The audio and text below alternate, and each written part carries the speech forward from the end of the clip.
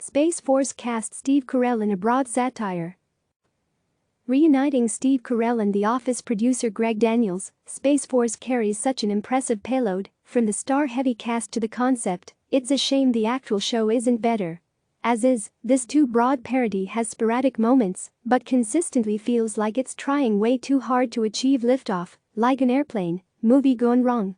Clearly designed to spoof President Trump's pet military project, the references to POTUS are non-specific, but pointed. The series casts Carell as Mark Naird, a four-star general reluctantly plucked from his position at the Air Force and placed atop this odd new sixth branch of the military. The bureaucratic politics are plentiful, including sniping and sharp elbows from the other armed services, except for the Coast Guard, which the others repeatedly ridicule. The worst of that comes from Naird's longtime rival Gen. Kit Grabaston, the American's Noah Emmerich, chairman of the Joint Chiefs of Staff. As starched military man, Naird regularly clashes with his chief scientist Dr. Adrian Mallory, John Malkovich, doing what feels like an impersonation of John Malkovich, an eccentric voice of reason amid all the insanity. That chaos extends to Naird's personal life, forced to be apart from his wife, Lisa Kudrow, like a lot of the talent here, underutilized, while dealing with a grown daughter, Diana Silvers, who has pretty tired issues of her own.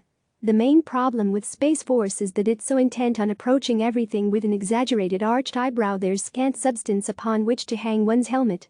In that regard, it bears a considerable resemblance to Avenue 5, HBO's star-spanning satire about a cruise ship in space, which exhibits many of the same over-the-top, too cute for its own good excesses. As talented as he is, the cartoonish character neutralizes Carell's comedic gifts. The show's fleeting charms thus stem largely from the supporting players, and the series is cast to the hilt, with the late Fred Willard as Naird's dad, and Jane Lynch and Patrick Warburton as other military chiefs, just for starters. The latter's crude banter accounts for much of the best stuff in the show, which is a thin recommendation. And while there are some clever moments, see an astronaut's attempt to coin a moon landing phrase that goes awry, they're too widely spaced out, pardon the expression, over the 10 episodes.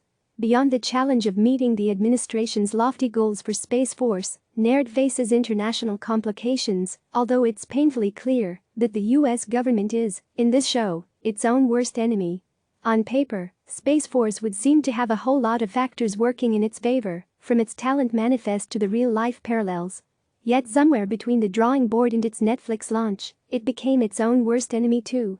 Space Force premieres May 29 on Netflix. Click subscribe to receive the latest news.